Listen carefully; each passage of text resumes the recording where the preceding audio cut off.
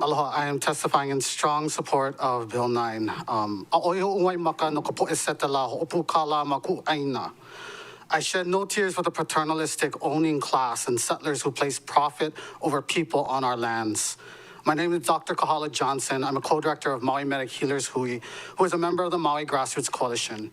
Maui Medics was organized as a first response to the 2023 fires which devastated Lahaina. As medics and healers, we know that housing is neither a luxury nor a commodity. Housing is the first aid medicine we need to treat the burns and scars inflicted by centuries of U.S. colonization, occupation, militarization, and imperialism in Hawaii and the Pacific. The owning classes on Maui are waging a housing war against Kanaka Ohana, working class families, and unsheltered communities. And that is not dramatic. I could cry about my third, fourth, fifth houses. That's drama, all right? Really, during Pride Month, okay.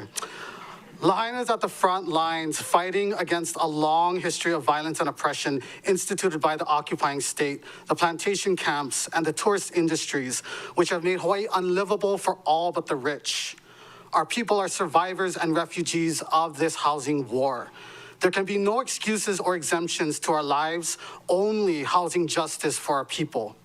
There were no excuses and no exemptions made for iwi kupuna being desecrated and removed from our aina. There are no excuses or exemptions made for the thousands of Kanaka waiting for Hawaiian homesteads. No exemptions made for the hundreds and thousands of Kanaka living in the diaspora who want to return home. There are no exemptions made for my Sakata ancestors who were forced to sweat blood for plantation masters. No excuses for my parents who worked 2 to 3 jobs just to avoid eviction. No excuses for my siblings in Happy Valley who live paycheck to paycheck away from deep poverty. There are no excuses made for my unsheltered ohana who get swept by MPD into cycles of depression. No excuses for my houseless auntie and her kids getting punished by 3-strike policies at the shelter. No excuses for my uncle trying to get EBT benefits without an ID so he can live on the land of his mother. In this housing war against the unsheltered, the working class, and Kanaka Maoli, there can be no excuses, only justice for our people. The excuses end with us. We've collectively suffered the oppressive strategy of excuse and exempt for over 200 years prior to the fires at Lahaina.